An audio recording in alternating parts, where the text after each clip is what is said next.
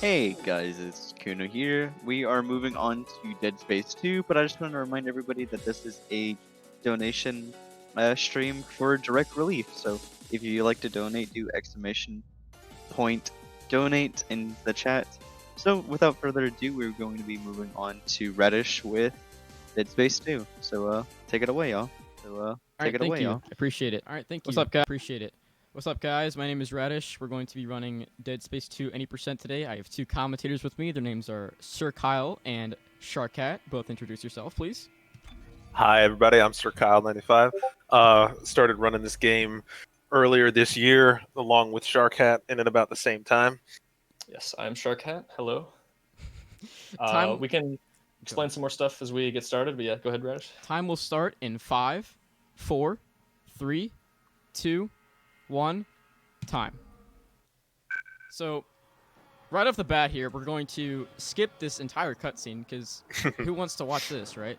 That's no fun. Yeah, this was a very recent timing adjustment that was made. Recently, we used to start at the first save station to not have to watch the cutscene. We figured out a way to skip this, so that's what That first cutscene is very long, and we didn't enjoy having to go through it again and again and again.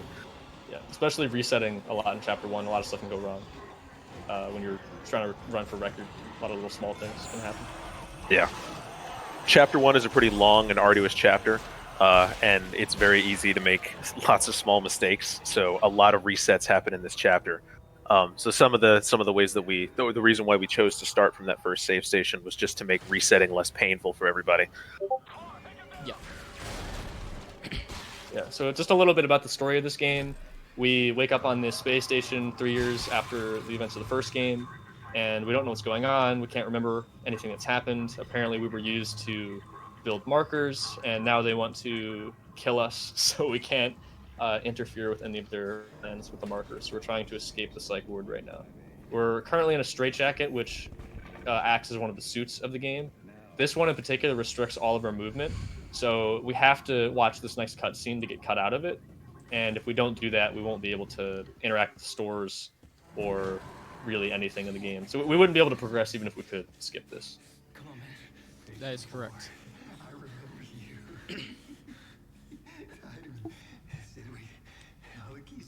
And coming up right after this, we're going to have the first few skips of the game. These were all found very recently. So if I mess it up, don't blame me. Yeah, the first you're going to be seeing is an example of wall boosting, which is something in all three games. Essentially, you run into a wall, and certain collision lets you gain vertical height if you run into it. Sometimes it's FPS based. This one coming up isn't really, but you'll see some more later. And he's also going to be picking up the flashlight here. And there's a glitch called flashlight duplication, where the restore health tutorial that pops up actually spawns in the flashlight. So if you call that tutorial again, the flashlight spawns again, and grabbing it interrupts whatever animation you're in. So at the very beginning of this chapter, we're going to be able to skip 2 cutscenes by grabbing the flashlight in those cutscenes. And those flashlight duplication was very recently discovered, so it's only recently been worked out. Yeah, so if you happen to see this run at Shots Fired, which is the last marathon this game was at, that trick was not discovered yet, so this will be new. Flashlight duplication is very new. Yes, it is very new. And there could still be more that is left to found. We just don't know yet. Yeah, there's other cutscenes you can skip with that, but it soft locks you if you pick it up after TK, so that's why we don't do it. Yeah, Chapter 1 has always been one of the more challenging chapters to crack throughout the history of this game. But we've just recently started to make some decent progress on it. So upcoming here is table boost, as we like to call it. It was recently kind of modified because it really wouldn't be much. You just boost over that table right there, and then you could just run around the tables. But nice. So very nice. Yeah, that's the first example of wall boosting that we see in this game. The first example of when you just run into a surface. You hold running into it for a long enough time, you eventually gain height and can just go over the surface. Because in that room, you're supposed to go back and forth, like zigzag back and forth across the room, and it takes a pretty significant amount of time. But using wall boosting, Radish was able to just climb up on top of one of the objects and just run straight through the room and out. Yeah, exactly. And you saw there was a a moment where Isaac stood still for a second and then kept going. Normally that's a cutscene that lasts several seconds, but he picked up the flashlight during that cutscene and let him keep going. The reason we can't do it after this next cutscene here is because if you pick up telekinesis here, and then you do the glitch again, the game soft locks and you're not able to use TK anymore, which is required for progression. It makes combat easier, obviously, so it saves time there. But for example, at the end of this chapter, you have to pull a panel off of a vent, and if you don't do that, you can't leave the chapter. So, And you can't do that without TK. Yes, it is possible to skip the plasma cutter cutscene coming up, but like I said, you'd then lose TK and not be able to beat the game. So that's why we don't do it. Yes, that's correct. Also, you notice that Radish just picked up a health pack and used it, and now he's able to run a little bit faster. This game has a mechanic where if you're at low enough health, Isaac moves a lot slower. So health management is going to be important, because if he's at too low health, he won't be able to run fast. But also, if he's at full health and he gets hit by a puker, another enemy coming up soon, it'll slow his movement.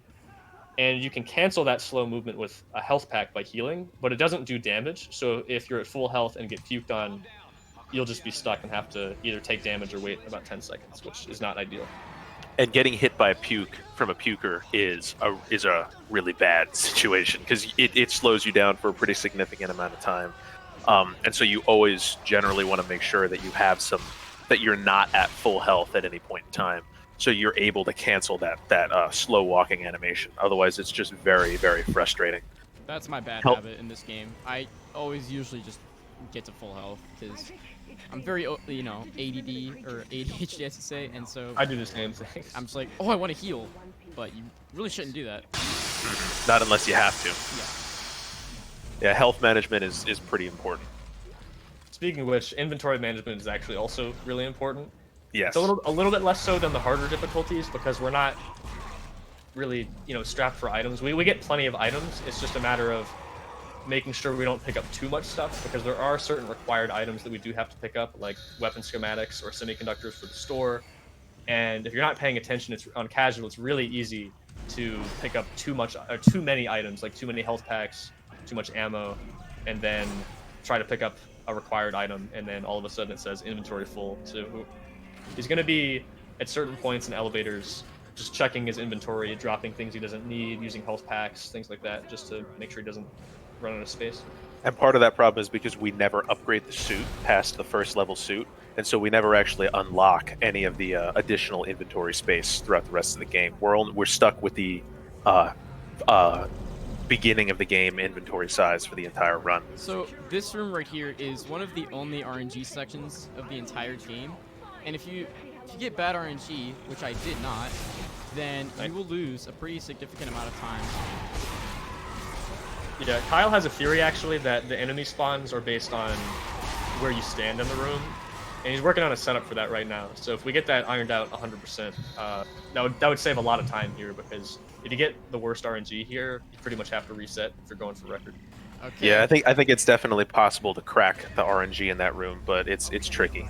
So right here, there's a possibility that I will crash. This only happens to me. If I do crash, it's okay. I have a backup. So yeah, he prepared a safety save before this, right before this room he's in, so won't be a big deal. Yeah, we have no idea why this happens to Radish. It only happens to Radish. Nobody else has this problem. We had some theories. We've tested them.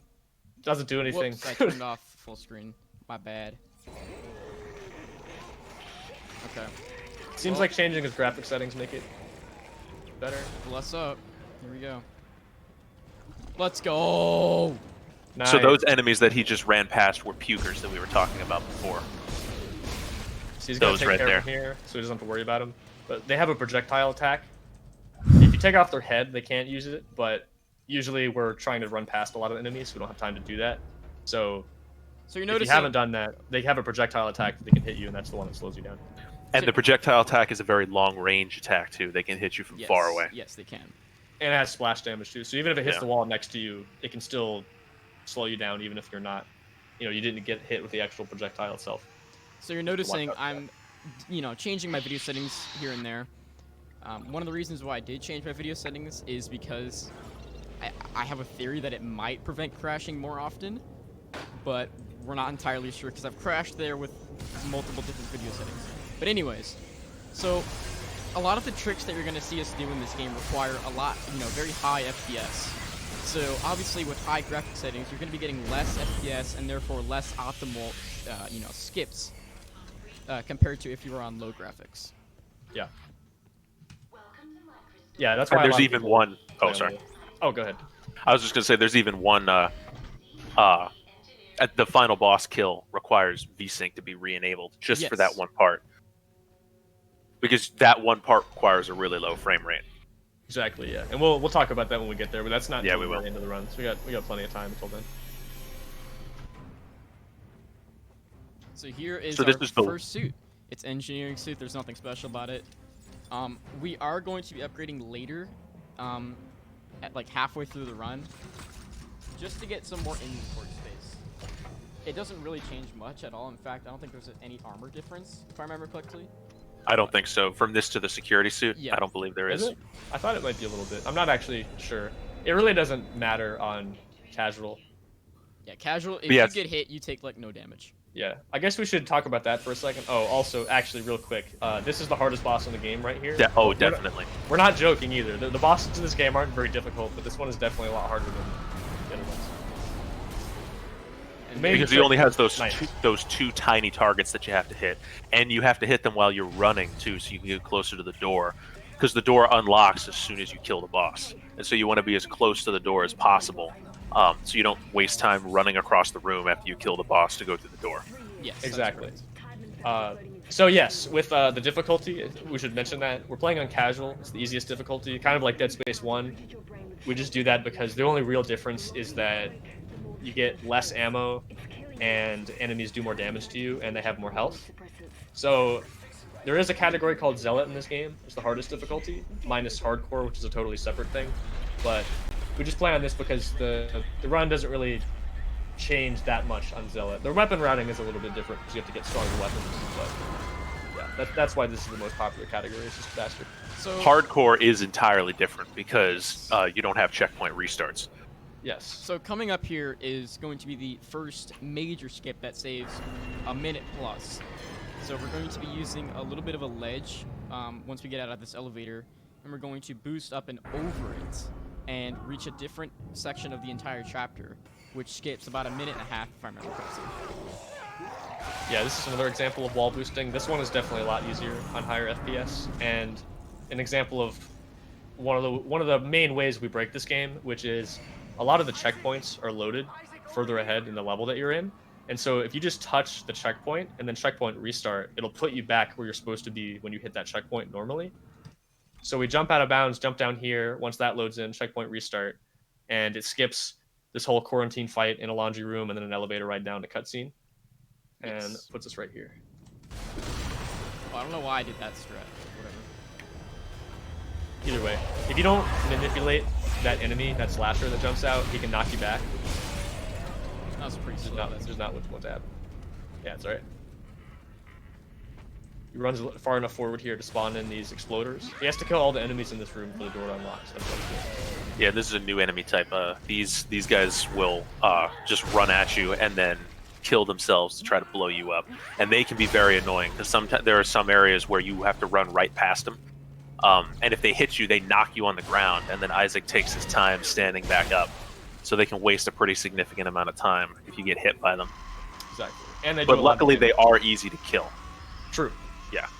And on casual, the damage isn't as important.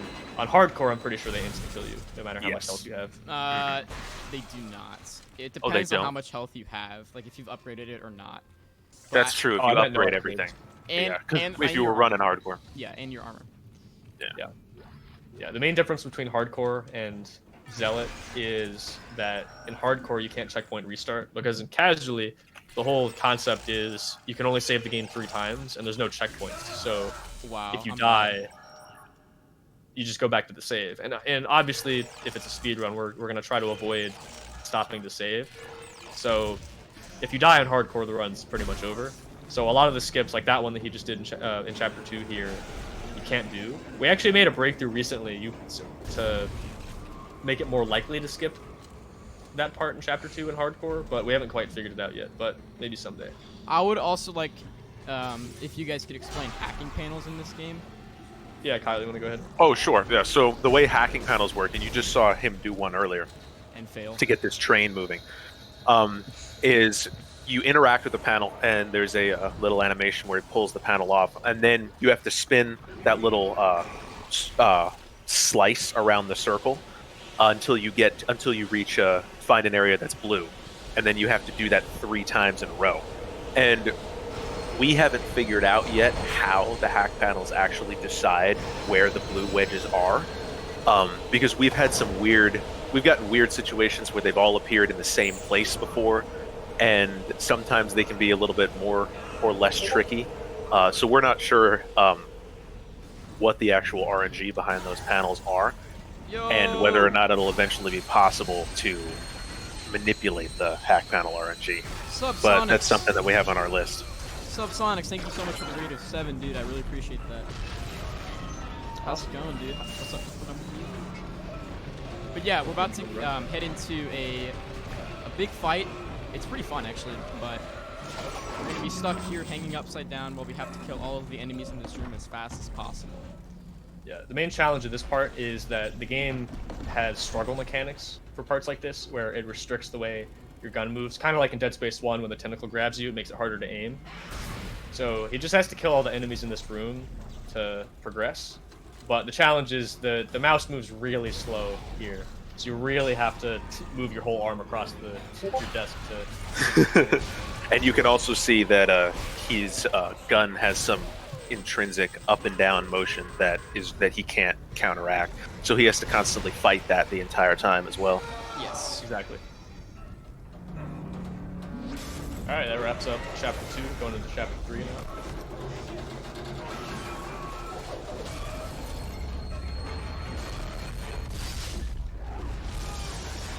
Got a minute here running.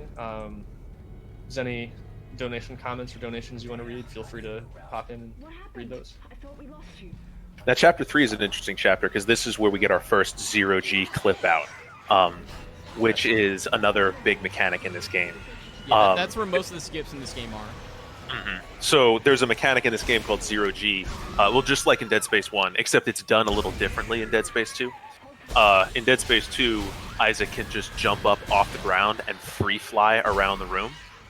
And so one of the main mechanics for clipping out in this game is finding basically a weak point in the mesh somewhere, in the collision mesh somewhere in one of the 0G rooms, and then just flying up against it and wiggling or realigning your orientation until Isaac clips through the mesh. Yes. And so in Chapter 3, we have a skip called Garbage Room Skip, which is the first instance of a 0G clip out in this game. So you're gonna notice here we buy the line gun, and this is the line gun is its primary. It's one of the strongest weapons in the game. It's used for a lot of the skips. Well, I wouldn't say a lot, but it is used for some of the skips that we do, and Yes. it is required. Yeah, there's 2 properties of the line gun compared to Dead Space 1 that make it really useful in this game. One is that you can stick the timed mines, the alt fire, to objects. In 1, they don't stick, they just blow up when they hit objects, or they just don't attach themselves. So that's going to be really useful coming up in Chapter 4. It used to be useful in 7, but we skip all of 7 now. And then the other is that it launches you, if you're facing away from the mine, if the mine's behind you, it'll launch you at twice your running speed. So there's a skip in Chapter 10 that we'll see where he's actually going to boost himself forward and be able to hit a checkpoint that he wouldn't normally be able to hit by just running off the ledge. I should also note the 0G thing. In 1, you might remember there was a trick that British did where he flew out of bounds in a vacuum. And so, like Kyle said, the main reason that that's different is in 1, you have to actually aim at things and jump to them. But in this game, we can free fly. So you can clip out in basically any 0G area in the game. It's just a matter of, are there checkpoints that are loaded, and are we able to actually reach them by flying out of 0G? Correct. I would also like to mention that my hands are cold, so this run is automatically 10 times harder. Yeah, so we're coming up on the 0G clip now. It's in this area. And he has to just go interact with the panel, do a quick fight, and then we'll be in the 0G room, and you'll see the difference between the 0G mechanics from Dead Space 1 to Dead Space 2. And he's just going to take out these enemies here first to unlock the door. Very nice. So now we're going into the zero gravity area. Yeah. Small detail here, if you fire your gun and launch off the ground at the same time, it cancels part of the animation. Okay, so he's going to... So now you can see he's just trying to wiggle his body through the collision mesh of that wall. Yeah. There we go. Have you seen this version, Kyle? No, I haven't seen that version. Okay, yeah, The one Radish, that Radish found just that. did. Yeah, he found that very recently. Let me the turn high on high graphics. graphics real quick. Yeah, with high graphics, you can see the faint light of the door, so it makes it a little bit Nice. easier to find. Very nice. So, I guess we should mention this now too. Normally, the game's timed in in-game time. Since this is a marathon, we're timing in real time. There's a couple versions of strats and skips that he's going to be doing a little bit differently. Normally, as soon as you hit that checkpoint, you just checkpoint restart because the timer will pause during a load screen. And the skip only saves about 10 seconds anyway, so that's why he opened the door and loaded the level back in instead of doing that, because if he checkpoint restarted, it probably wouldn't have saved very much time at all. But for the most part, most of the skips are going to be about the same. It's only a couple little things here and there. Yeah, I'm guessing that's why he didn't do the... There's also a very short time save that you can get from checkpoint restarting on the train in Chapter 2. Yes, but that in terms But of in RTA, real time, it's much slower. yeah, it wastes time because the loading Yeah. animation just takes too long. Oh, yeah. Exactly. And it only saves, like 1 or 2 seconds? Yeah, if Yeah. that. Yeah, If but the you're loading if you're screen doing takes- in-game time. loading screen takes like 6 or 7 or something like that. That's just a rough guess. So it would be slower to actually do that. Almost here. Hurry. So something interesting that we have that we've found out, but we haven't really been able to do anything with, is that you can actually hit elevators through. Hit elevators through walls. And what that will do is, it will actually deload areas around you. So there could potentially be something there, but we really don't know yet. Yeah, the reason it works is because the elevator button that you need to call is already there, and Isaac's I don't know what to call. I guess his sort of like range of being able to interact with things extends a little bit away from his body, so you can actually grab things through walls sometimes, or at least those elevator buttons anyway. But like you said, we haven't found a use for it yet.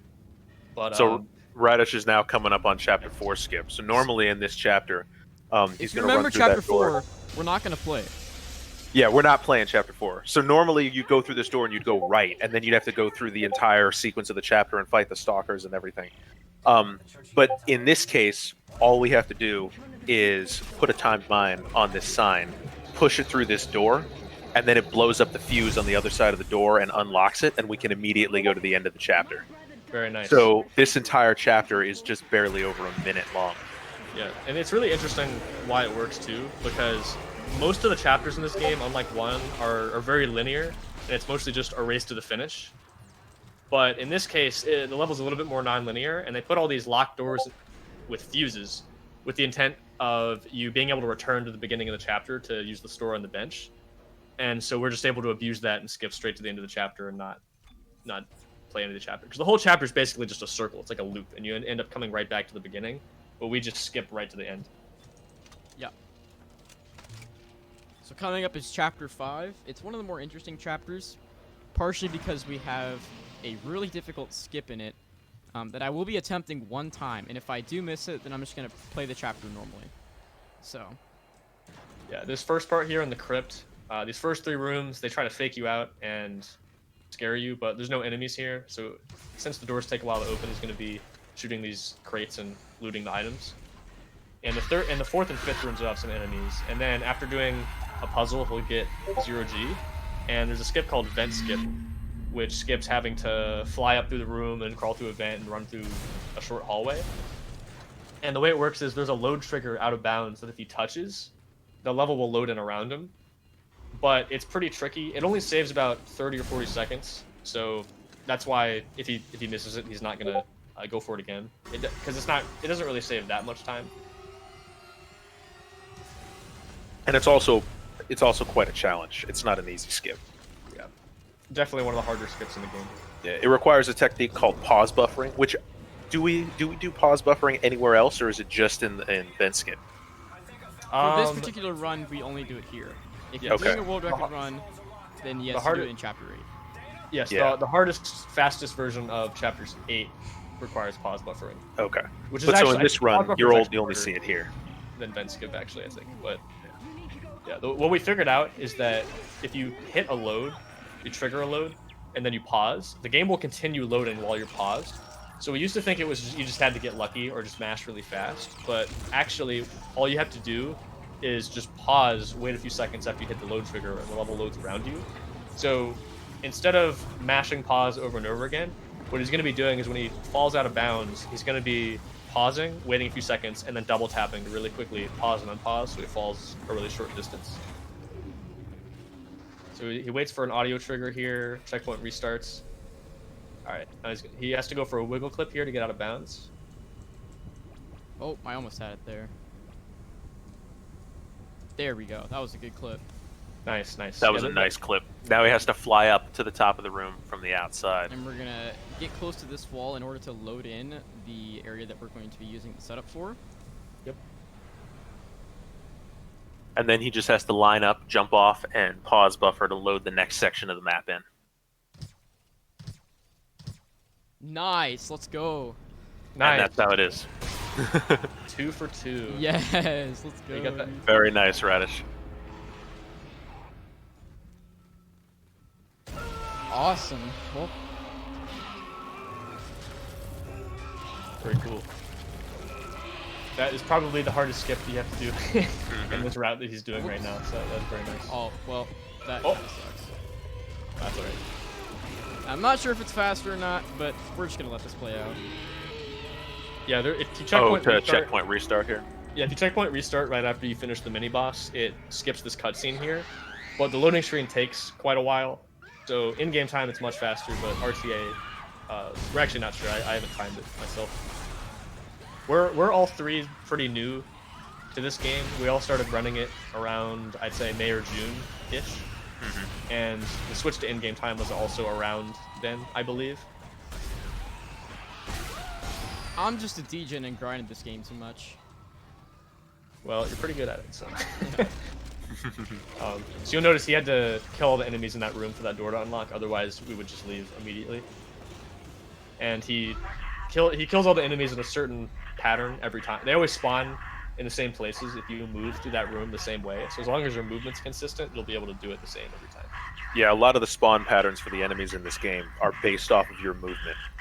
And so we figured out that we've just had to find the most efficient routes through some of these rooms that sets up the enemy spawns in a way that allows you to kill them the quickest. Yeah. So in this elevator, he's going to be shooting the vent out, and that's because when he gets to the bottom of the elevator, the next room won't load until a slasher falls into the elevator and attacks him, and once you kill the slasher, the door opens. But if you shoot the vent out, the slasher never spawns, so the door just loads in immediately once you reach the bottom. Yeah.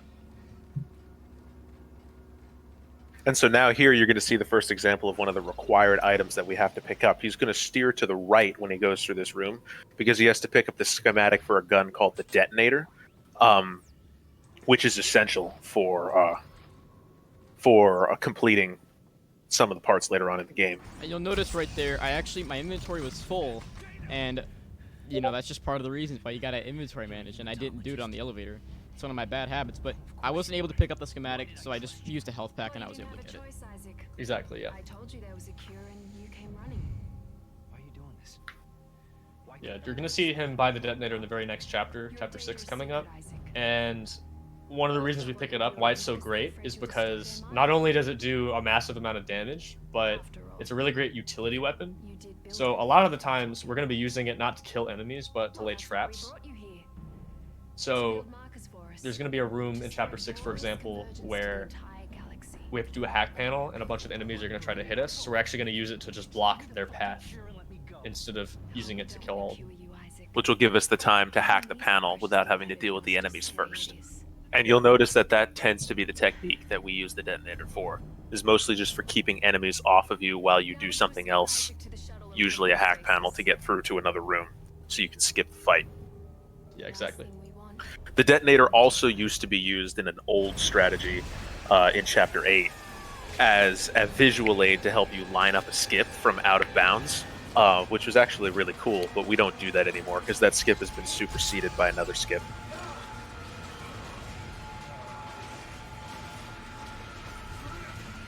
All right. Oh, what's Hey, up, Bap Bap2Flow? How's it going, bro? Thank you so much on the run, homie. I really appreciate it. Yeah, shout out to Bap2Flow. He's another Dead Space 2 runner. He's recently been... Go ahead. He is a god on the controller at this game. Usually this game is a lot harder on the controller, but Bap2Flow just defies all the odds, and he's really good at this game.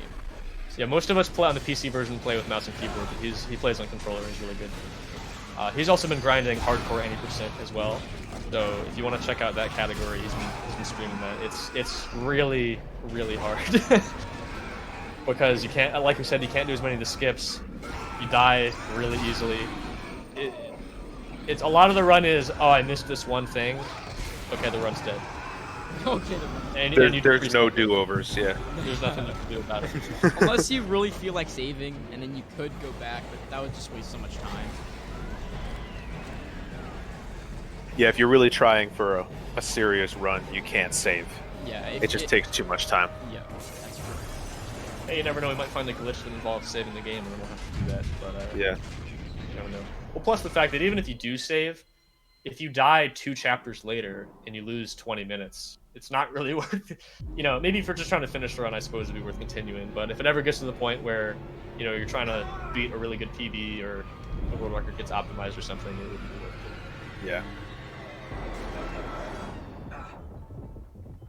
But you never know what the future will bring. Anything is possible.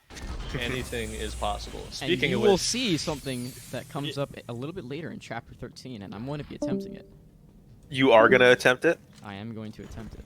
Okay, so we just discovered, or Sharkhat discovered a new major skip in Chapter 13 30 minutes before this run started. we were labbing it. We were labbing it all the way up until the run started. And it's brand new. Just discovered. So... If So I get he's- it, it'll be sick. If not, that's It okay. is going to be crazy. Yeah, he'll probably go for it a couple times. It doesn't lose very much time to get it because it involves opening a door, grabbing a battery, and then trying to run through the door before it closes. So if you miss it, if you pull the battery out and don't get through the door, then he'll just watch the cutscene and it'll be fine. If he doesn't pull the battery, he can just turn around and try it again immediately. So he'll probably go for it a couple times. If he gets it, it'll be great to show off. If not, it's not a huge deal. Yeah, it won't But, waste that much time, so. Yeah, it saves around 40-ish seconds, we think, if you get it first try, but it might lead to more. The glitch it sets up might lead to more skips in that chapter, but we haven't finished labbing it yet. Yeah, the glitch has not been thoroughly explored. Yeah, we just literally because it's like brand just new. found it. So we don't really know what the potential of it is, but we know that you can at least save a little bit of time doing it. What did we say it was? At least 43 seconds? Yes, that's what you Yeah. timed it. Yeah, based on your timing, yeah, it looks like about 43. Mm-hmm. Yeah, so this next room coming up, he is going to be buying the detonator, and there's a locked door, but it's just on a timer. It doesn't actually matter. He doesn't have to kill all the enemies. It doesn't matter how many enemies he kills here. So what he's going to be doing is buying the detonator, and it's RNG how long the 2 leapers take to show up. So if they show up before the door opens, he's going to kill them. If not, he'll just wait for the door to open and run through. Kyle, you want to explain cysts? Because those enemies aren't in Dead Space 1. That's true. So cysts are a new enemy that you're going to see in the next room, and they are basically trap enemies. They don't move. They're just attached to the floor or to the walls. But if you get too close to them, they'll shoot a ranged projectile at you that has knockback, and it'll knock you onto the ground. It also does a lot of damage, so cysts are very annoying enemies to deal with. And you'll see here in this room, there's cysts all over the walls. And so a lot of the way that we figured out how to deal with them is just to find a route through the room that dodges all of the cysts. So you can run through the room in a particular way with a particular movement pattern that prevents any of the cysts from being able to either launch their projectiles or be able to hit you. Yeah, And that's what you just saw him do in the last room. Yeah, that was really nice. There were a couple places in that room. It doesn't look like much, but if you take a step or two left or right in a couple places, he would have gotten blown up. So that was nice. It's gonna stasis this Fuker and call the elevator, and then kill the And then Fuker deal away with from him. the elevator. Ripper ammo. You champ. Yeah, the game usually the weapon spawns are RNG, but the game will usually try to give you things that you need. So if you have plasma cutter and line gun, and you're really low on plasma cutter, it'll usually give you those. Or if you're really low on health, it'll usually give you health. Sometimes it'll randomly give you weapon ammo for a gun you don't even have. But that's pretty rare. Usually don't have to worry about it. Yeah, like that ammo that it dropped was ammo for another gun called the Ripper, which we don't use. Yeah. Now Alright. this is the stalker room that we were talking about before, where you Yes. need to use the detonator to set up a trap. And you'll see he's going to run through this room. Now normally you would have to stay at the beginning of the room and wait for these enemies to come at you and slowly kill them until they were all dead and then do this hack panel. But what you saw there is he killed the one stalker and then threw the detonator mine down onto the ground, because that location is where one of the first stalkers that charges you is going to go. Nice. And so that mine will blow up and kill that stalker, which gives him enough time to just hack the panel and skip the entire room and not have to kill any of the other enemies. Yeah, and one important thing about hack panels we didn't mention before is that there's two kinds of them. One is the hack panel will unlock the door or whatever it is as soon as you hit the third blue spot in the minigame. And there's some where it doesn't unlock until the animation of Isaac stepping away from the wall finishes. And the reason that's important is because in that case, that specific one is one of the latter, where if you get hit while you're still in that animation, the door doesn't unlock.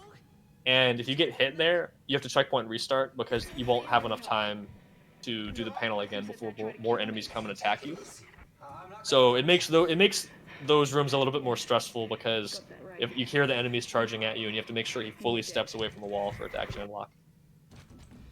And it is possible to complete that room without throwing down the detonator mine, but it's RNG as to how soon that first stalker will charge you. And if he decides to charge you early enough, he'll hit you before you can pull away from the panel. Yeah, and then Yeah. So, and then if you're going for like a good run, your run's basically dead at that point. yeah. Yeah, I forgot to that would mention, be this a game great is set. very optimized for how long this game is. There's not a lot of time save, and so when you hear us talking about skips that are only 45 seconds in length, that's a lot of time in this game. That's a massive amount of time. Yeah, we found, I think I mentioned this in the last marathon we did, but right before that one, we had not found anything in a really long time, and we just found a 2-second time save, like a new version of one of the skips we had to save 2 more seconds, and we popped off. It was super exciting. It was awesome. Yeah, there's not a lot of wiggle room in this game. We really have to squeeze for every second. Well, that's why we were so excited today when we found that skip of chapter 13, because that one might save even over a minute with the full thing. It's So insane. in this room, I'm going to be manipulating the enemies in a way that hopefully they will not hit me in a way that I don't want them to. Although it looks like they might. And they do, which is unfortunate. That's okay. But the main thing is you don't want to get hit by the puker here. He does have some health packs, I think, Yes, I do. so it wouldn't be a big deal. And it's also on casual, so we don't have to worry as much about selling med packs at the store or needing them to heal. Oh, I suppose we should explain deloads. So, That's true, because you're about to see Jim deload. Yeah, so the game loads things in chunks, but it's possible to get into partially deloaded areas of the game where the collision is still there, but the textures aren't. And in that special state, sometimes doors are not solid, like in this case. So normally there's a bunch of objects and a locked door in here, but since we have a deload, we're sort of in a half deloaded area, we can just run straight through all the doors. So he takes out this enemies because he can grab you, and he's going to open a door here to load back in bounds. And that's also the reason why everything is so dark, is because most of the light sources are not loaded either. Exactly. So it can Or make at least navigating these areas a little hard. Yeah, light sources are loaded, but the ambient light is not loaded. So anything that's just lit by ambience is pitch dark in those deloaded states. This is the most important part of the run. Ooh, he even got it. It's like sideways. I've never seen it like That's that beautiful. before. You got to put Nicole in timeout. Oh. F. That was a good one though. That was That pretty was good. pretty good. Yeah. Screw you, Nicole. Nobody likes you. Yeah. So you might be wondering, well, if you can just walk through doors, why wouldn't you just walk through this elevator door? And we tried that actually, but for some reason elevators are different, I guess. I don't know if the game considers them different kinds of objects or what, but the elevator doors do not deload, unfortunately. Otherwise, we would just skip that cutscene with Nicole and start this. And if you do that actually with cheats, both cutscenes will actually overlap on top of each other. So And you'll see something like that in Chapter 12 with a skip called Drill Skip, Yes. where we overlap two cutscenes on top of each other. So that way it saves having to do the first cutscene and then the second cutscene. Instead, we just do them both at the same time. And it's really interesting to watch. it's so funny. Yeah. So good. So coming up next is Transport Hub. Chapter 6 is, I would say, most people's least favorite chapter. The gem It's skip so is pretty cool, long. but there's just a lot of cutscenes. But right after this, right after Transport Hub, we get to, in my opinion, I think most people would agree, is the best part of the run, Yes, which absolutely. which is chapter 7 through 9, arguably 10 and 11, I suppose. But we're gonna have the biggest skip in the entire game, which is chapter 7 skip. So there's about 8.5 minutes, and we essentially skip the entire chapter. And with chapters 8 and 9, we also skip so much that you can actually beat chapters 7, 8, and 9 in under 10 minutes, which is insane. Which is Considering how less long time it than is. Chapter 1. Yeah, it's less time than, I mean, chapter 7 itself used to take longer than 10 minutes. It used to be one of the longest chapters in the whole game. Yeah, once we finish Chapter 6, this game really steps up a notch. Yeah, and that one with 7, it's another 0G out of bounds skip. And part of the reason it's so amazing is that you barely get enough distance because you have to go really far, and you fall over, I think, 200 coordinates in the game. Pretty long distance, but you can just barely make it. So, Because normally, oh, go ahead, Radish. Yeah. so coming up here, we have a boss. I don't know if I'd call him a boss. He's a brute, and we're just gonna kill him in one Mini-boss? shot. Brutes are meant to be bosses, but they're pretty weak. The If you line gun remember is just this earlier- broken. You're gonna see how broken this game or this gun is. Yeah, if you remember earlier, we said that boss in chapter 1 was the hardest boss in the game. We weren't kidding. No, it really is the hardest boss in the game. That first boss. compared to these fights, it's these aren't very hard. He listens for a certain piece of dialogue there, and as soon as she says "you," he throws down the mine and it blows up as soon as the brute lands. And he has no chance. All right, brute boosting. Here we. Oh Jesus. Oh, brute launch. Let's go. Brute Yeah, brute launch. Yeah, there's a trick called brute launching where you kill the brute in a way that it maintains its collision, and then you push another object on top of it while you're also standing on top of it, and it launches you into the air. But there's no use for it. It's only been done a handful of times. It's really hard to do. That Tough Blue says no chance for cup skip. I don't know if I want a chance for cup skip. Yeah, cup skip is an old strategy from Chapter 7 that's still used if you play Chapter 7. But we skipped the entire chapter, so you won't see cup skip today. Yeah, it's pretty silly. There's a part where you have to crawl through a bunch of vents and solve some puzzles, and then a wall lowers down and you break some fuses, which then unlocks a door. But instead of doing all that, you throw a timed mine from the line gun on a cup, and then you just throw there's a gap in the wall on the top. You literally just throw the cup through the gap, and if you do it right, it destroys all 6 fuses. So I should mention that I'm using my scroll wheel to interact with these doors and to interact with objects, and that's just to save minimal amounts of time, but still still some time.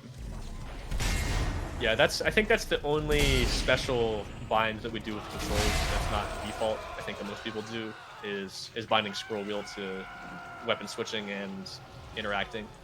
There's no real tricks really that require that, but If you're still a little bit quiet, man. Okay. Just against Shark and Kyle. alright, sounds good. Try to be a little louder. I'll sit a little closer. I'll move my mic a little bit. Yeah. Radish needs to be louder, not you, Shark, or Kyle. Okay. You go. Oh, just Ratchet. Okay, gotcha. Okay, All right. gotcha. So now you're seeing Radish start to go into Chapter 7 skip. So this is where everything starts to get crazy. So you're going to see him just fly up to the top of this room and clip out. Normally, you'd have to fly to the bottom of that room, activate a couple of thrusters, which resets an elevator. It's like a little mini puzzle. But instead, he's just going to clip out of the room, line himself up with this piece of glass, and then he's going to fly backwards to the top of this room and then launch himself out of the zero G and fall all the way to the bottom of the map, where he'll hit a checkpoint that's at the end of the chapter. And then when he checkpoint restarts, he'll end at the very end of the chapter. Yeah, The reason he paused there too is because from here you don't want to move the mouse at all because it'll mess up your angle. So usually people pause, let go of the mouse just so they don't move it accidentally, and then unpause. Unless you're a god gamer. Yeah, this skip is pretty precise to line up because it requires you to have a very exact X coordinate. I forget what it is. However, this skip used to be way harder. I will say. Yes. Yes, it used to be much, much harder. It's gotten a lot easier. Yeah, we do pretty much the same lineup that you saw him do there. We just realized that if you go left, like farther left, it's a lot more lenient. All right, cool. That looked pretty good. We'll see if he got it in just a second. Pretty sure I got it. Nice. Very nice.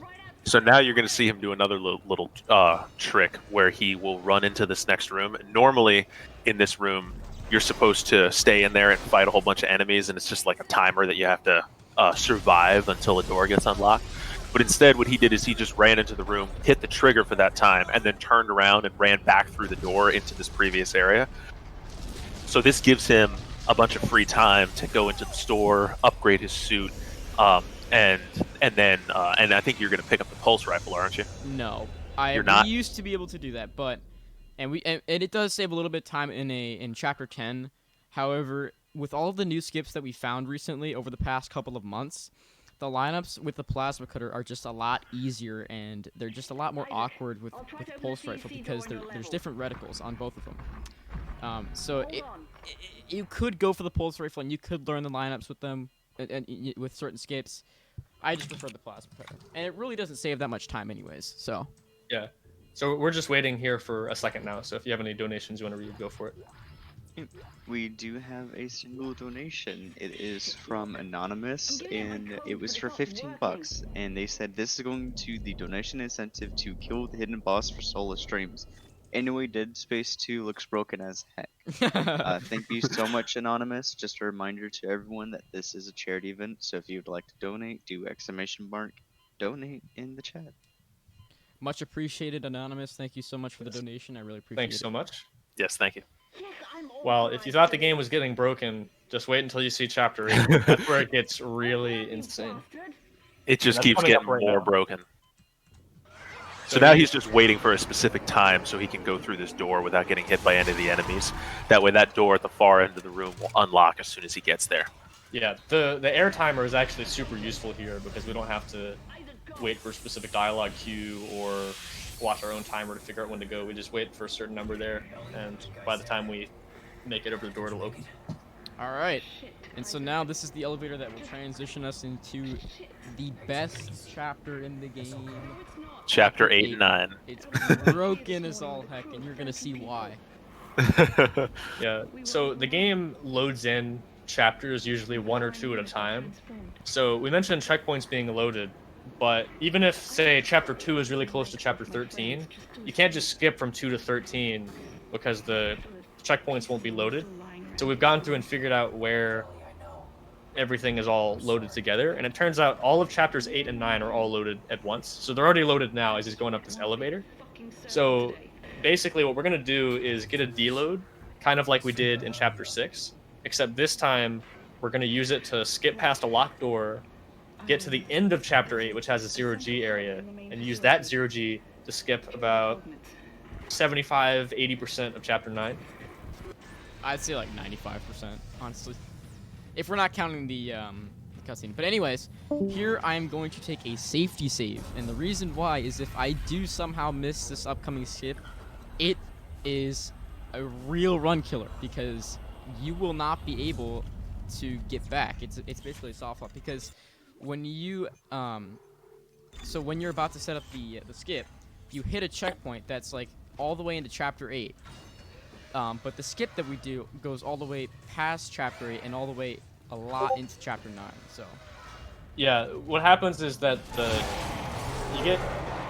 area we're going into is deloaded where the checkpoint is, Dang. but when you respawn there, we can't get back through the locked door that we just walked through during the deload.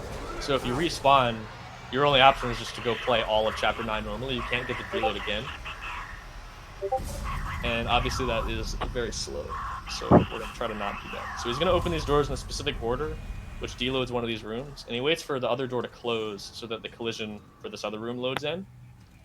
And then he's also going to be opening up another door here to spawn in some more collision.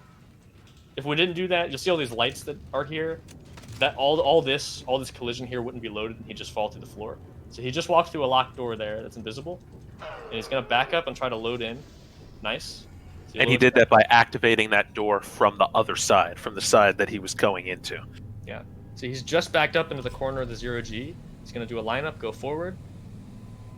nice. And then if I did this correctly, I will be at the very end of Chapter 9. See? And I did. Let's go. Nice. Let's go. Yeah, so a lot of the skipping strategies in this game have to do with load order control. There's a lot of manipulation of that, like you saw there, with interacting with doors in specific ways to get parts of the map to load in a certain order, so you can get through areas that you wouldn't otherwise be able to.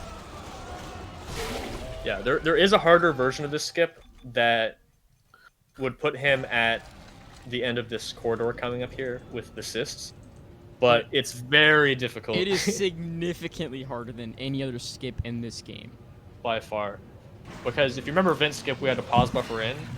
So you have to do a very precise lineup in the 0G, and then after that, you have to pause on the exact coordinate, Z coordinate, that the trigger loads in to land on the correct invisible platform, and if not, you just fall and you're soft locked.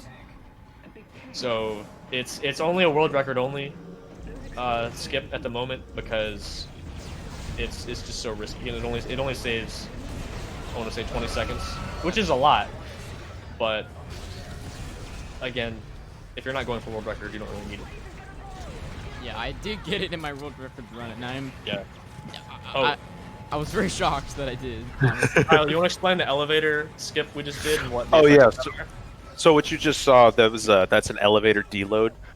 It saves a little bit of time because you just fall to the bottom of the elevator rather than having to ride it all the way down. So what he did was he grabbed the leftover explosive canister at the top, because it takes 3 canisters to trigger the explosion on the bottom floor, so you can move on. So he grabbed the first explosive canister and he just dropped it off the elevator. And then as the elevator descends, there are these little platforms that have collision on the right side of the elevator. So he just backed into the corner of the elevator, and as he passed one of those platforms, he was able to wall boost onto one of those and then just run off of the elevator. And when you do that, the elevator actually deloads. And by running out of the side of the elevator, you miss hitting a trigger that despawns the one version of Ellie and Strauss in this tram. So that's the reason why you see 2 of each of them, is because the new version of them for this cutscene was loaded in, but the old version of them from a previous part of the game that we didn't actually see because it was part of the Chapter 8-9 skip is still loaded at the same time. Yeah, and you can see the background doesn't load here either. Normally there's supposed to be a bunch of stuff in the background that you can see. There's a no whole ambient scene light. going on out there. You just don't see it. Mhm. And now we are going to be transitioning into Chapter 10, which is one of the hardest chapters in the game. There's Yeah, just I'd say a it's lot 10 that and can go 13. wrong. And this happened last time when I was doing a run in Shots Fired. I actually missed this skip that's upcoming, and I missed it twice. So hopefully this will not happen. You got it, man. You got Yeah. it. And this is practiced the one and Go this ahead, skip Kyle. that's coming up is the one and only skip in this game that uses time mine boosting, like we talked about before. He'll throw a timed mine from the line gun onto the ground, and then use the fact that when it blows you up, it knocks you forward at twice your normal speed to hit a checkpoint that he otherwise would not be able to hit. Yeah, and he's going to be getting another deload. It's a very similar it's actually almost identical to the deload technique that he used in 8. He's going to open a door, open a second one, and then run back to the first one and wait for the door to close so that the collision loads in, and that lets him get into the deloaded area. And once he gets into a deloaded area and the door closes, the door thinks you're supposed to be on the other side of it. So it deloads the room that you're in, even though it's supposed to not do that, obviously. It usually is able to tell, oh, you're on this side of the room, okay, keep this room loaded up. So, but by doing that, one of the rooms we just ran through will not be loaded anymore, including the floor. So he's going to be line gun boosting through the floor because one of the checkpoints actually happens to be below that room, just, farther down. So he does have to open this door so that this room is loaded. But the next room will not be. So he's going to be getting into a certain spot and lining up so that he'll be in the right spot, and then putting the mine in a specific spot as well, and then facing a certain direction. Alright. Hopefully this works. Pretty good.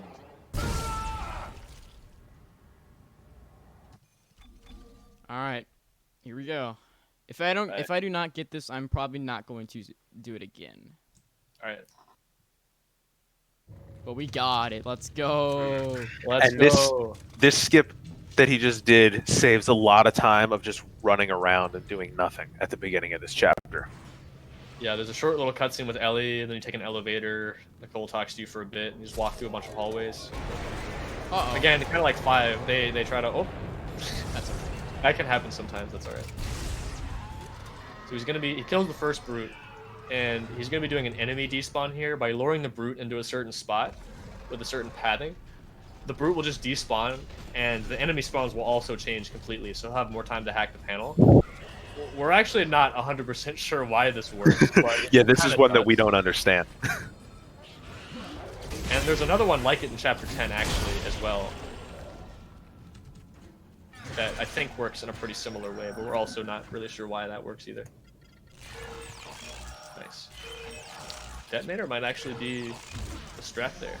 Yeah. I usually use line gun. Oh. So do I. I guess the But I baby like didn't that. spawn. What? Yeah. Oh, I Wait. think what happened, when I shot the detonator, I guess it exploded the baby as well. Oh, no, I shot the Oh. detonator at the slasher, and that probably blew up the baby. Gotcha. Yeah, normally there's an exploding baby on that His elevator. AI is bugged, so. Yes. Yeah. And normally those the enemies enemies don't spawn in that room. Yeah, so I think that's why the slasher and the lurker that aren't supposed to spawn do attack you, but the baby doesn't. I think it's probably just because it's not supposed to be there, so it just doesn't do anything. Correct. Well, actually, if you get close enough to it, it does still blow you up, but it doesn't chase you.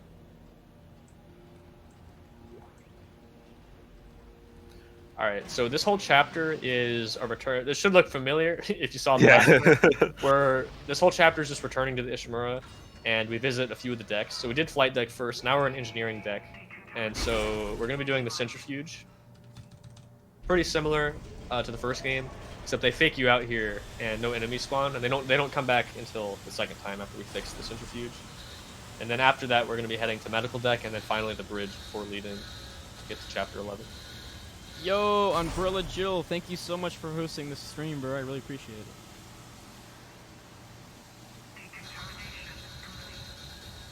Alright, so this is another example of why chapter 10 is so difficult. There's a lot of combat and a lot of enemies that you have to deal with in a lot of these sections. So, depending on the enemy spawn it gets here, is going to be trying to dodge. Okay, Puker didn't spawn, that's good. Another enemy spawn, that's good. Yeah, So the enemy mostly- spawn in this room is very RNG dependent, so you don't really know what you're going to get till you get in here. Yeah, the main thing you want to look out for is the Pukers, like we said. The other enemies can hit you, and you lose a little bit of health, and that's fine. But the Pukers, if the Pukers hit you, especially if there's a lot of other enemies that can then damage you afterwards, you're in a bit more trouble.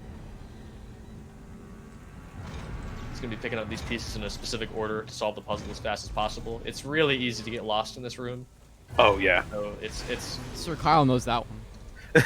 I've Oh, had many I have met I think- many runs that have died in this room. I think we've all been there, yeah. Yeah, it's one of those things you don't think about as much when you first start running the game. It's not really a skip, you just do the puzzle, so you think, it'll be fine. Yeah, when you but first then- start this game, you're gonna be focused on, skips instead of, routing and, how fast you can get through certain rooms.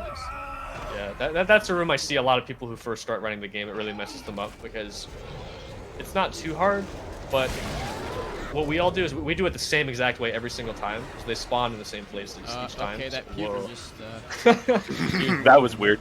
He was moving.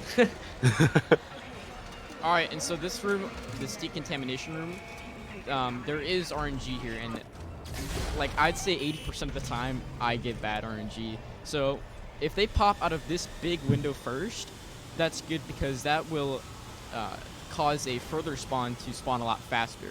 If they spawn out of the back window here, then it's just going to be a lot slower. And so I don't know if I've ever, well, I have had a run where I got good RNG, but it's really common to get bad RNG. Yeah, I think it's likely that it's similar to Chapter 1, where your positioning, possibly your camera angle, could affect where they spawn. It could be entirely random, but we're not really sure. It's only about a 5-second difference, though, so it's not a huge deal. And you'll see the detonator right behind me. I placed that there because an enemy did spawn there, and so we just killed him with the detonator so that we didn't have to worry about him while we're shooting all of these guys. Yeah. Fortunately, even if you do get the bad pattern, each pattern is consistent every time. So if you see which side they pop out of, you'll know exactly when the enemies are going to spawn. And these enemies are consistent as well. You're always going to place a mine there to kill a puker that's going to come out in a second. Did I get that health back? Yes, I did. That's good. I needed that health back. Nice. Oh yeah, last thing I was saying about the centrifuge room. It's just really good to go in there with a plan, because sometimes I'll see people go in and they won't think about it much because they've done it before, but it's really easy for one of those pieces to just float off somewhere when you're not looking, and you'll just be stuck there for 30 seconds trying to find it. And it's really easy to forget to practice that room too, because you'll be going and working this game and practicing all the really hard skips, and then you'll just completely forget about the centrifuge room, and then you'll get there and you'll be like, oh no. Yep. So here I'm going to be looking down, and that's basically because there's going to be an enemy here, and we don't want him to run at us. You know, we just don't want to waste our health. So looking down will cause him to not run at us. Slashers have a tendency to charge you if you look at them, or they're a lot more likely to anyway. So here, and also in Chapter 13, there's a specific room we're going to be doing that as well, to try to avoid having slashers charge at us. And I believe it's true of all of them, but it's definitely very true of dark slashers. Dark slashers love to charge you if you look at them. Yeah, they're very aggressive. Most of the dark slash enhanced slashers are like that. Oh, you know. Yeah, so we usually try to keep our backs turned to them as much as possible. Alright. Nice. That's kind of a precise shot there. If he shoots that detonator too far to the left, we'll get stuck on a collision, on a piece of collision on the wall. And he's trying to blow up all the enemies at once there. So usually in this room, a lot of enemies spawn, but for some reason on the PC version, all of them despawn, so we don't have to worry about them. Yeah, there's a slasher on the PC version. There's a slasher that comes out of the wall vent and then immediately just despawns, and the only other enemy that shows up is one exploder, which you saw him put a detonator mine on the ground. That was to take care of the exploder when he pops out of the floor vent. Yeah, and then another puker spawns after the puzzle's completed, so that's why he stepped at the left a little bit to obstruct the line of fire between him and the puker, because if you get out of the way, a puker will... You'll hear a noise when the puker's about to shoot you, but if you step in between, if something gets in between you and the puker won't shoot you. So you step a little bit to the left to put a wall in between him and the puker. Otherwise, the old strat was to turn around and either stasis or shoot the puker, so we couldn't get you. Also, here's the worst battery in the game. We didn't mention this earlier. Batteries are actually just the worst in this game. Oh yeah, batteries are the most challenging mechanic in this game for speedrunning. Oh, Because sometimes they just will not pop out of the sockets, and you'll sit there and fight them. Did that leaper do any damage to you? He just flew I right past don't me. think so. He just slid right over you. That was really funny. Yeah, you play this game enough, you see some weird stuff. Speaking of weird stuff, there's a very small chance that these next two rooms can deload. Hopefully that won't happen. Yeah, this has never happened to me, but I've seen it happen to you before. I've had both of these happen to me. Nice. Okay, we're good. It's not a big deal if that happens, because he just hit a checkpoint. But it is still very annoying. So he Alright. just finished the medical deck, and now he's on his way to the bridge. Yeah, this is the shortest section of Chapter 10. He's almost done with the chapter. For some reason, running into this ramp here automatically snaps Isaac to the ground, so we can skip the landing animation there by opening the door as we land. Alright, so in this room, there's going to be a lot of enemies that are going to be running around. It's very, kind of intimidating, but the route is pretty simple. First of all, you just don't get grabbed by any of these pukers, because that will waste a very long time. I should mention, if you get grabbed by different enemies, the quick time event it's a different length. So, for example, that puker has a much longer animation than the slasher does. So, you do not want to get grabbed by the puker. Yeah, getting grabbed is a very frustrating mechanic. Oh, actually, we There's should nothing explain. you can Are you going for the fast version of this? Yes. Okay, this was that 2-second time save we discovered a few days ago, and so basically, normally you're supposed to activate that tether, and then this door gets locked, and then you have to get in the escape pod after Tideman finishes talking. But we figured out if you open the door, run over, grab the panel, and run back, you can actually get on the other side of this door like that. And that is going to let him get to the escape pod a whole 2 seconds faster, which is very cool. And this skip coming up is a Nicole cutscene skip. Normally you're supposed to run into the vent. Nice. Or the escape pod. Nice, okay. But it's actually possible to look down to prevent her from spawning, and then activating the panel before she can spawn, it skips her cutscene. And so that will actually, what this will do, if you do that little Nicole cutscene skip, the entire sound for this entire cutscene is just gone. You're not going to be hearing anything until the very end. Yeah, And normally there's a lot of sound. There's a whole audio track that plays during this cutscene, but because he did the cutscene skip, that just never plays. Yeah, it'll come back in a second, right after he crashes into the mining deck or mining station, whatever Chapter 11 is called. The next chapter, yeah, Chapter 11. Yeah, I meant in the game. I don't know what. What's the next chapter called? The mines. The chapter mines, where there we go. Isaac That's fine. yells. That Yes, that Isaac works. does That works. yell. Yeah, so it should come back like right here. Isaac, are you there? All right. Another really Right, small Isaac. optimization here is there's a cutscene, and there's 2 voice lines that Isaac says that stop his motion completely. So Radish is going to be running towards this door as fast as possible, so that the door is opening during the second one when he's not able to move, so that he's able to run through immediately instead of having to wait. And you can see that Isaac is slowly going more and more insane as we get further and further into the game. Yeah, we haven't really talked much about the progression of the story, have we? No. Yeah. That's 'cause you don't see a lot of it. progression of the story. Yeah, this game actually does have a really good story if you play it casually. But we just skip so much of it that half the time the story doesn't make any sense. Yeah, Isaac is essentially trying to figure out what Strauss is trying to tell him in terms of destroying the marker. So they're all trying to get to government sector right now. And Strauss is losing it, so that's not good. But actually, there's a skip called Strauss Kill Skip that's going to be coming up in a few minutes. And normally, there's a cutscene that happens where Strauss attacks Isaac and then Isaac kills him. But we're just going to be skipping that completely. So I guess canonically, Strauss doesn't even really die. No, he doesn't. So you can see Although it's there, a pretty... you can see in that room I messed up a little bit. And that's because I tried to place a timed mine to kill a baby that pops out at the very end. And so if you do that, you can run at the door and open it immediately. But I misplaced my mine, and so I wasn't able to do that. That room is pretty tight. You have to throw a lot of timed mines in specific places at specific times to kill all the enemies. Especially because you can manipulate them. If you run in the same places, the enemies will always do the same exact thing. Goopy skip. Goopy skip, best skip in the game. This goop or organic matter on the ground slows your movement. So that's why he was aiming there, because aiming down the sights with a 1-frame weapon like plasma cutter lets you walk a little bit faster. So there's a door locked in this room, and to unlock it, he has to replace this broken battery here. And then he's going to checkpoint restart immediately to de-aggro the enemies. And it also resets the positions of the enemies, so that way he can go through the same pattern every time. Yeah. The slow strats. Let's go. Headshot, though. That puker Alright, is on me, bro. Is this baby going to jump? I didn't see him. Sometimes this baby just elevates himself to the Dude, this next puker floor. is on me, bro. Chill out. Alright, so we're coming up to Strauss Kill Skip here. And It's another 0G clip. He's going to get into 0G, clip out of bounds, and then do a specific lineup to hit a checkpoint. There's two ways you can do this. There's one where you line up with an audio log, but there's another where you clip out and immediately just aim at a star in the background texture and fly towards it. And depending on his positioning when he clips out of bounds, he may or may not get a voice log. And if he hits that dialogue, he'll be able to checkpoint restart a few seconds earlier.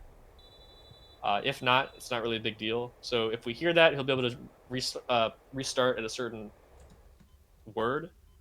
And if not, he'll just fall out of bounds. Oh my god, that was That was a Oh, beautiful that clip. That is one of the hardest wiggle clips in the whole game. That was really nice. That was so That clip dirty. can be so hard sometimes. There And I we think go. this is the last 0G clip in the game, Got right? it. Yep. Yes, that's right. Yep, and he got that voice line. So as soon as he says all, he checkpoint restarts, and we got it. That was probably That was an amazing straw skill. Yeah, that was absolutely amazing. Everything went right in that. I would like more line gun ammo if possible. So Oh, now also- you might see the Kyle, you wanna screen explain jiggling a little bit. Yeah, you might see the screen jiggling a little bit here. That's because he still has 0G, and you're not supposed to have 0G in this room. But because he did the Strauss kill skip, the 0G area from the previous part of the game never deloaded. So he's still in 0G in this room. And that's why you see all that weird stuff happening, because as he tries to walk over the collision in this room, it wasn't engineered to deal with him still being in 0G. So it can cause some pretty strange behavior sometimes. Like, I've been able to walk up on walls and stuff. Yeah, these slashers also aren't supposed to be in 0G either, so they just kind of float past you. Normally this is just an auto-scroller, and you have to fight a certain number of waves of enemies, but the first few just fly right over you. Unfortunately, as you can see now, we're not in 0G. The 0G bounds don't extend all the way up to chapter 12 here, so unfortunately we can't just fly all the way to the top. So Dude, we'll have Pog Looney is screaming Dead Space. That is very Pog. Shoutouts to. By the way, I suppose we could take this time to shout out the community, since it'll take this section takes a few minutes. So just wanted to say shoutouts to the whole Dead Space 2 speedrunning community, but also the entire Dead Space speedrunning community for 1 and 3. They're all amazing. Like I said, all three of us started playing this game pretty recently, and they've all been super helpful. They're all really nice, and we're super open to helping new runners. I always love helping teach new runners this game. I always get very excited seeing new people pick up the game. It's a lot of fun. Yes, shout out to Kat. Yeah, shout out to Kat. Shout outs to British, Looney, Batufalo, Crazy, all those guys. Crazy Bad Gaming. Has one of the best emotes on Twitch. If you don't believe me, go check him out. Yeah, if you're interested in playing the game, I can throw in the Discord He already link. did. He already did. Kat did. Oh, Kat did. Oh, thank you, Kat. Yeah. Even if you just want to check out some of the tricks and try them for yourself, some of them aren't too bad. Most of them aren't too bad. Honestly, the game's not too bad to get into. It's pretty fun, pretty beginner friendly. It can be pretty intimidating. When you look at a run, you think there's no way I could ever do that. And you'd be surprised. I thought the same way. So did I. Yeah. I And again- was not sure about getting into speedrunning this game in the beginning either, but I'm glad that I did. Absolutely. Yeah, This it's community been is. so much fun. I'm very fortunate to be part of this community. It's just a very. It's not a big community, but it is a great community overall. You have a lot of great people in this community, and you know. Yeah, It's just a and great this time game's all gotten around. this game's gotten way faster too. And Oh yeah. I think, especially, we're finding even more cutscene skips. I think the cutscenes is really the main thing that Kyle and I were talking about this the other day. That really holds the game back from being like a really, really great speed game. Because I mean, I know we all like it, so maybe we're a little biased, but we think it's a really fun speed game. But it's getting a lot better. So you know, if you like glitch hunting, there's still lots more to be found in these games. So especially one. So anyway, this is Drill Boost or Drill Skip that Kyle mentioned earlier. So We're this is going out where of- we're going to see him overlay two cutscenes Yeah. on top of each other. Yeah, so he's skipping the first cutscene, but the trigger will still be there. So we still have to do a couple things to get the drill activated. And so he's going to be doing those things. And once he triggers the drill, there's a sequence where the drill starts turning around. And then he's going to hit the cutscene trigger for the first cutscene and overlap both cutscenes on top of each other. And it's really funny. And the reason we do that is because it makes you invincible to the enemies that attack you during the sequence. So it allows you to just stand right next to where you need to be when the cutscene ends, and not have to worry about fighting the enemies or running around the room. And then as soon as the cutscene ends, you just turn around and get on the drill. Sir. Oh, That puker dodged it. yeah, Wow. that puker can be a little bit annoying sometimes. Mhm. So as soon as he puts this battery in, puts in the key card or whatever it is, I actually don't even know, and then does the hack panel, he'll immediately Puts in the item that he had to pick up. yeah, whatever thing that is. We've only played the game for a couple hundred hours. So after So that, now he's you'll hit this trigger. So if you've played this game before, you might know, or maybe even if you haven't played the game, you might be able to guess that this is not what the cutscene is supposed to look like. Looney's doing There's Always Pain. Yes, He's oh doing my There's God. Always Pang. Oh, my yeah. God. Oh, okay. I just really want to explain that. Yeah, real quick. explain that. That is a brand new category. So on speedrun.com, we have, Dead Space 1, 2, 3, Extraction, all the games, right? But there's also Dead Space Trilogy. And so Dead Space Trilogy runs obviously are, you have to complete all 3 games. But we recently added a meme category called There's Always Pang. And if you're familiar with these games, there's always an Easter egg called Pang that the developers put in that you can find. And it usually gives you an achievement called There's Always Pang. So in Trilogy, you collect Pang in all 3 games, but you stop as soon as you do it. So in Dead Space 1, you collect it in Chapter 1. Then in Dead Space 2, you do it in Chapter 7. But then in 3, it's not until Chapter 14. So it's basically like an hour of Dead Space 1 and 2, and then an hour and a half, an hour 40 of Dead Space 3. Very cool. No one's ever run it before, so very excited to see that happen. And now we are on an auto scroll. I would say, yeah, essentially an auto scroller. We have stuff we can do here to fight enemies. There's a lot of health packs we can get. Normally, we would be collecting a lot of health packs here for chapters 14 and 15, but that was recently skipped entirely, so now that's not really as necessary. If we're playing on hardcore, that would definitely be necessary, though. Cat, I don't know if we should actually add that as a cat. We'll have to talk to Looney, because that would be a category for all 3 games. Right. Yeah, well, no, that's it would be under Dead Space Trilogy. Oh yeah. There's a trilogy page, so it'd probably be like a category extensions or something, or miscellaneous or something like that. But yeah, you can ask him. I know he's attempting it right now, so. Yeah, we'll have to gauge interest in that category as well. I'd be interested in trying it though. Yeah, I mean, I don't know how much people are going to grind it, but I think it would be a fun category to run. I think everybody would probably give it a try. I just think it's interesting that you start Dead Space 1, barely even play any of it, then play half of Dead Space 2, and then just basically play all of Dead Space 3. Yeah, and if you watch Burnish's run, he mentioned a skip called Hammond Skip. That skip's pretty finicky. There are setups for it, but it's pretty difficult, and so I think the reason I kind of laughed when I brought it up is I think you only play Dead Space 1 for about 10-15 minutes, but if you miss Hammond Skip, you just have to try again. I mean, I think you actually might be able to do it normally. The reason is because doing the skip allows you to buy Pulse Rifle immediately, and you Pulse Boost out of bounds if you have Pang, so you don't have to use Chapter 2 then. Gotcha. But I think if you beat the chapter, you still have to do all the objectives to be able to get back to the area where Pang is, but I think you could do all the objectives, go down, get Pulse Rifle, and I think it lets you come back up. Not sure. But yeah, I think it'd be a lot of returning the Hammond. Pulse boosting is a wonderful mechanic in Dead Space 1 that is unfortunately not possible in Dead Space 2. Yes, this game would be... I don't even know what this game would look like with pulse boosting, honestly. It would be insane. Pulse boosting is probably the most broken technique in maybe the whole trilogy. Yeah, we used to think that Dead Space 1 used to be the game you'd run if you wanted to play glitchless, and the console run has a lot of glitches too. There's like a lot of skips, as you saw, that you can do, but the reason pulse boosting is more broken on PC is because the higher frame rate you go, the higher and faster you go. So if you're at 200 FPS, you'll go way farther than say like 30 or 100 or 120. And another funny thing about that is that the physics of the whole game are tied to the FPS. And the game actually slows down. This game doesn't, but in Dead Space 1, the higher above 30 you go, the game slows down. So if you go high enough, Isaac barely moves at all. It's actually really funny. Yeah, the only thing that happens in this game at really high FPS is Isaac will stutter step, which does lose a decent bit of time, but it only happens if you really push higher than, what is it, like 300, 350 FPS? Yeah, around there. Yeah, I think it's around 400 is when it starts to happen, I think.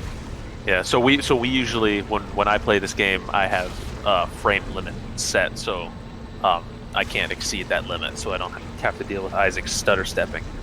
Yeah, I'd say it's about 350 is usually the max. Maybe 375 usually want to go. Unless I don't think Radish gets stutter steps. I think he plays on cap. I don't know what the heck I do, but I get like 500 in Nishimura, and I don't get stutter steps, so... Yeah, I'm not sure why. But I if you are also interested crash in in running the Puke game- Room that no one else does, so it's a trade-off. True. I just wanted to mention, by the way, if you do want to run the game, you don't have to worry about having, a really good PC, because we're actually learning that a lot of the skips are possible at very low FPS values. Like, just today, really good glitch hunter Arceus for Dead Space 1 and 2 just performed that garbage skip in Chapter 3. Normally, we thought you had to have about 180 to do it, but he pulled it off with 40 with a slightly different technique. So, if you want to get in the... Go ahead.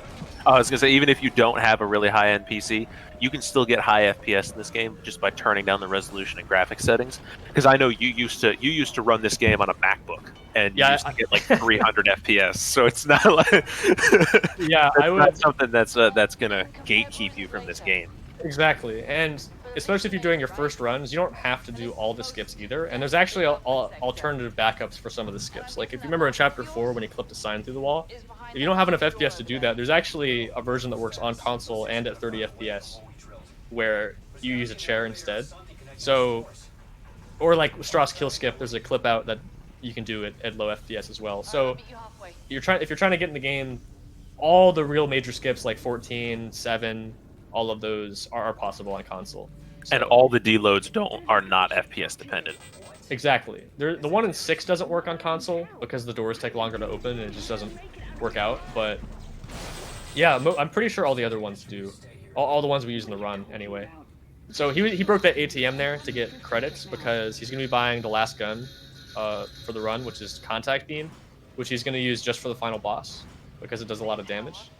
And yeah, the only use of the Contact Beam is in the final boss. Yeah, unfortunately, that ATM gives you 10,000 credits, which is more than enough for Contact Beam, so you don't have to worry about picking up enough money throughout the run. So this part that he's going into right now is one of the most roller coaster parts of the game, because you come into this chapter, and you sit here through a whole bunch of cutscene for a little while. Then you run into the next room, and then the next room is, I would say, is the hardest room in the chapter. And you have to set up some detonator mines and to trap some enemies, and then hack a panel before they can get to you, and it's really tight. And then as soon as you get out of that, you go back to just sitting in cutscenes again. Except now we have. I'm gonna be attempting it. And Cat, you better donate if I get it. You understand? Mm-hmm. He said he was. He said he would. All right, we have the 2-hour-old Chapter 13 cutscene skip that Radish is going to attempt in this run. Yeah, that might. we're tentatively calling it idiot skip because idiot skip. Tideman calls Clark idiot a lot in this game, and he says it right around when you do the skip. There's a piece of dialogue he says that we're skipping. Well, we're not skipping, but we get past a locked door as he says. Batufalo, have you seen it yet? Or you compromised the compound, you idiot. Yo, Batufalo, have you seen the skip yet, homie? A lot happened that we never wanted. Yeah, if you haven't seen it, basically there's a room we go into where you have to pull a battery out of the wall that turns off the power, and then the door leading out of the room locks. But we discovered it's actually possible to get out of the door before it closes. And so that lets us skip that whole cutscene where he talks to us and the door unlocks. We think there might be more potential. The version he's going to go for is the basic version where you just hit a checkpoint because he gets far enough and the room deloads, and we haven't figured out exactly why, but we do know that it is possible to get a deload there, and if we're able to continue it through the chapter, we might be able to skip some more parts of the game. And we suspect there may be some ways for us to hit checkpoints that are later on in the chapter, because when you deload out of areas in this game, the most productive places to deload out of are near the top of the map. And for most of the rest of this chapter, you only ever lose Z coordinates. So you're basically at the highest elevation that you achieve in this chapter during this deload. So most of the chapter's checkpoints are below us at this point. We just, because the skip is so brand new, we haven't had the chance to investigate and find out where those cutscenes actually are, and whether or not it's possible to hit any of them from the deloaded state. I'm That was going an to. extended room, I'm by also the way. going to take a save here. Okay, good idea. So this Yeah, skip has the potential to be really huge. Also, And- very. Oh, sorry. Go ahead. And it'll just take some time for us to investigate and develop and lab it out a bit. Yeah. One quick note about that hack panel. That room is very stressful, but one thing that makes it nice is that hack panel unlocks the door by just hitting the last part of the minigame. So even if he's in that animation, gets hit, it won't lock him in. He'll be able to progress. I suppose technically it would be optimal to get hit by. Oh, actually, I'll stop talking. Actually, let's see if This we is can the get this. skip right here, yeah. I think he said he's gonna go for it a few times. Yeah. So we'll see if he can get it. Takes a safety save because there's a soft lock here that can happen. Oh, you gotta I get forgot. the. Yeah. Yeah, you gotta pull the panel. Yeah, you're good. All right, Like we the said, timing this on skip this is is 2 hours old. yeah, the timing for this is extremely tight. hmm If it goes too slow, No. the door spawns into the wall. F. Oh, that was really close. You can We checkpoint. almost Yeah, had it. I'll go for it a couple more times. yeah. Okay. What time? Let's see what time we're at. Hour 25. We've Oh, that's got not plenty of bad at all. time. We've got Yeah, plenty of time. you got plenty of time. What's the expected time? 155 is the estimate. Okay. So yeah, we got plenty of time. Yes. Nice. Yo, let's go. Yes. Brand new skip, completely untested. Let's go. And then That's this awesome. room will deload. There we But go. we And will then hit- I'm but going we'll to hit- checkpoint restart. Yeah, and we Let's know that it go. is possible to actually load the collision in that room so you don't fall through the floor. And then once you do that, it's possible to go through doors into other parts of the chapter. But we just haven't figured out exactly how to do that yet. We've tried experimenting with pause buffering, but we haven't figured it out yet. Dude, I can't.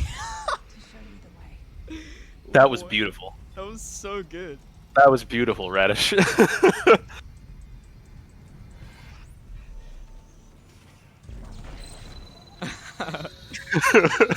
Dude, I didn't think I was going to get it. Yeah, so normally if he hadn't done that skip, we would have had to sit up in the room with the battery for another cutscene That segment. That definitely still saved time. Oh yeah, that was definitely still shorter because the skip saves 43 seconds, and there's no way you spent 43 seconds in there. Yeah. So you're gonna be noticing that we're gonna be doing like a lot of rooms where we just run past a lot of enemies or we combat enemies. These rooms, they're not hard, I would say, but they can be stressful, especially this upcoming room. Yeah, Kyle, you want to explain the laser room? Yes, so the laser room, the intention of this room was when you run into it, there's going to be some lasers that are rotating counterclockwise. And the intention is you run a short distance and then duck off to the side into a little alcove, and then let the laser pass you and then run back into it, just like the centrifuge from Dead Space 1. But of course, we realized that if you just run near the center of the lasers, you can actually run faster than the laser. And so you can just go straight through the entire room without having to do any of that. Very nice. Yeah, there's a slasher there that you usually have to shoot because his collision, the enemy's collision is still there until you kill them. Then they just ragdoll and you can push them around. But there's usually a slasher that's there, and he just got murdered by, I think it was the puker. I'm not really sure. No, he got murdered by the laser. Oh, the laser. Oh, let's go. That almost never happens. And he dropped a stasis pack too, so that's like amazing RNG. Cat said, "What the hell was that? That was terrifying." Yeah, there was an older version of this strat that was even scarier, where you used to have to drag a stasis canister from the stalker room that was earlier all the way to the laser room, then throw the stasis canister to stasis the lasers, and then run left instead of right. And that was scary. But we don't do that anymore because we realized you can just run near the center and you don't have to do any of that. Yeah, it did look really cool. Mhm. It's too bad it's slow, so yeah, we don't do it anymore. Yeah, because you waste a lot of time dragging the stasis canister with you all the way from the stalker room. Yeah. Now to think about it, speaking of cooler strats, I forgot to mention this in Chapter 6, but if you remember that deload he did in the gym, there's actually another version where you wall boost up a bunch of chairs, and there's a curtain that blocks your path, and just getting high enough in that room just ends the whole sequence. And we have no idea why. It's very bizarre. That's true, and that used to be the way we did it before the Yeah. deload was discovered. Yeah, Do my theory you is guys that have a it's moment for donations? Oh, yeah, go for it. So we have a $5 donation from Barofolo. I don't know how to say that, and he Yo. says phase 3 in exclamation marks. So thank you so much for the $5. And then we have $7.36 from Angry British Cat, and he says every penny I have. Congratulations, Radish, on the new skip. I know you can do it, lad. Very good job. 10 out of 11. IGN Clark, you idiot. And that's all he said. Yep, that sounds about right. Yep, thank you very much. Thanks, Thank you That very much. puts Thanks our very much, guys. goal at $50. We're only $200 away, so if you guys would like to participate, we do have an incentive. Just type in exclamation mark donate. Thank you guys. I do appreciate the donations, and Batufula and Cat. Yes. Yeah, I know we shouted them out before. Those two are both other Dead Space runners, so thanks, guys. All right, and here is the last cutscene of the game. This is the very last cutscene that you're going to be seeing, and after this, it's to the end of the game. So After this, there's just one more mini game that we have to play, and then the final boss, and then Radish is done. of course, we're doing chapter 14 skip. What else are we going Yes. to do? So there's actually 2 more entire chapters in this game, but we're just gonna skip them. We don't play those chapters 'Cause anymore. the brilliant Shark Cat, with his big, humongous brain, because about 3 years ago, Living Looney Bin, he found something interesting in Chapter 6, where if you use 2 doors, obviously you can deload, as we've showed you. Yeah. But in that one, you fall through the floor, so It looks like we have another donation, if you want to go ahead and read that. yeah, go for it. Yep. Okay. So we have a $5 nation. Yeah, God, nation. We have a $5 donation from Zerclips, and he says, "Yo, that new skip!" Exclamation point. So thank you so much, Zerclips. We are at currently $62. Yo. So thank you. Thank you very much for the donation. I really appreciate it. Yeah, thank you. So, like Radish was saying about the deload, we knew that, or 3 years ago it was known that deloads existed, but there wasn't any use for them. And so Radish, Looney, and I were hunting around at the end of chapter 14, the one after this part, and essentially we were able to figure out that the checkpoints in 15 are loaded. So then we also figured out that you can get a deload in this room here, and if you do that, you can just get on a ledge and drop straight down and skip chapters 14 and 15 entirely. But before Well- that, we have Eye Poke Machine. That's true. One of the most iconic scenes in this game. If you are have in to this climb chat, in here. look at the screen and do not look away. Chat, it's very important. You must maintain eye contact here. It's very important so that Radish can pull this off. If you break eye contact, he won't succeed. And okay, in all seriousness, I missed this once in a world record pace run, and I reset. I have never reached that past chapter 10. Bat, don't I think. hate you. I hate Oh. you so much, Batufalo. You got it, Radish. That's Yeah, you got it. yeah. The three of us were actually labbing this one day after some of us were missing it in runs, and it turns out if you just hold the button immediately and then aim in a certain area around his eye, you'll just get it every single time. It's 100% consistent, which is awesome. So this part is actually not that difficult, but it is a pain because if you mess it up, you just die immediately. Yeah, you can So lose it's 30, 35 seconds for free. It's pretty great. it's not very It's not. lenient at all. Nah, that wasn't close, Bat. It looked close. It always does, but don't worry. Yeah, there is actually a very large. I don't know if it's a circle, what shape it is, but there's a pretty large area on his eye you can aim and still get it. Yeah, because we were missing it a bunch, and then we just realized we needed to aim a little bit higher. It's actually not though, Cat. That move is like easier than 99% of the skips that we do in this game. It's not hard at all. Yeah, if you just get a feel for it, it's actually really easy. It's just scary because if you're used to missing it, if you when you do miss it, it's like a jump scare because it very aggressively, well, if you played the game before, you know what happens. It very aggressively kills you. Yes, in a not so fun kind of way. It's hard for me, okay? But anyways, I'm gonna be grabbing a checkpoint here because if I Yeah. do end up Yeah, missing the skip, Checkpoint, by the way. If he misses the skip, he has to do that hack panel again. And also running out here despawns the regenerator, so we don't have to deal with him either. So opens both doors. This room So he's going back into the room he was just in, and then he's just going to boost off this ledge, getting and on then that checkpoint restart. is a lot harder than it looks. Yeah, that's actually really challenging because it's a very narrow ledge that you have to step onto. And if you miss it, you just fall through the floor. And Nice. now it's time for the final boss. Now, normally Nicole would spawn here. Well, after the Tideman cutscene. Normally you would see Nicole here, and Isaac's talking to her and interacting with her, and then it enters into the final boss. But because he did the Chapter 14-15 skip, she just doesn't spawn. And so Isaac is actually just going to stand here and look absolutely insane until the cutscene starts. No, not world record pace, cat. And that, I mean, the new time is a 1:34, 50 or 50 something. I think it's a 54. Yeah. So Yeah. it won't be world record, but it'll be an insanely good run. Yeah, this run has been really good.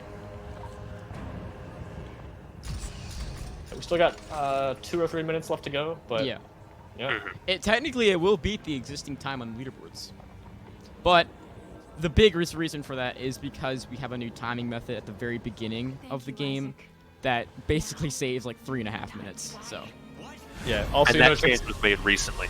yeah, and you'll see since Nicole's not here, it looks like Isaac is actually insane, which he is. But Oh yeah, you're just seeing what everybody would actually see. yeah, so this is we mentioned all the way back in chapter 1, I think it was. He's gonna turn on VSync here, checkpoint restart, and skip this cutscene here. And for some reason, at 30 FPS, Nicole, it takes less time to kill Nicole here. Yeah, and I used to think that it was just a timing thing. I thought that at lower frame rate, you were just able to get more shots off quicker before the marker became invincible. But then we tested that, and I realized that I was wrong. And so we don't really know what causes this boss to be easier to kill with VSync enabled. Yeah, I'm not sure. It might have something to do with like Nicole has sort of her own health bar, and the marker has her own health bar. So I'm not sure if it has something to do with that. There's no other places in the game where having low FPS does more damage to enemies, though. This is the only spot that's an advantage. So we just turned VSync on momentarily to lower the frame rate to 30 FPS just for that final boss. yeah. So the game once again fakes you out, makes you think the game is over. Isaac sits down. Accepts his fate. The violins and cellos come in. The credits start to play, but it's not quite over yet. Still got one more thing that can kill the run. But anyways, It's very easy, but it is possible to die. I here. want to shout out again everyone, the Dead Space community. This has been a blast. So, if you guys want to go ahead and shout anyone else out, you can. Yeah, just shout out to the whole community. Crazy, Looney, Waifu, Batufalo, Arsis. We got a bunch of new runners. The Big Rye, Ted, lots of people. Kyle, I don't know if I missed. I apologies if I missed anyone. Oh, Again, no. You can find us on speedrun.com. You can find our Discord. Check us out.